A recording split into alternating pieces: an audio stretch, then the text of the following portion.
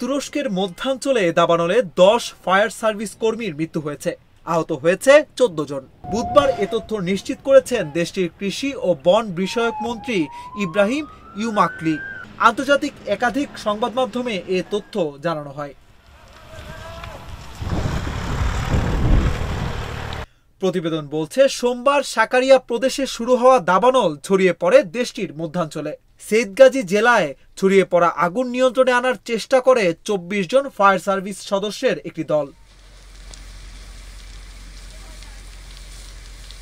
এ সময় বাতাসের গতিপথ পরিবর্তন হলে দাবানলের মধ্যেই আটকা পড়েন তারা।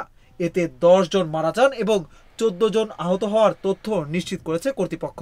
এখনও দাবানলে পুড়ছে তুরস্কের মধ্যাঞ্চল ও পশ্চিমাঞ্চল।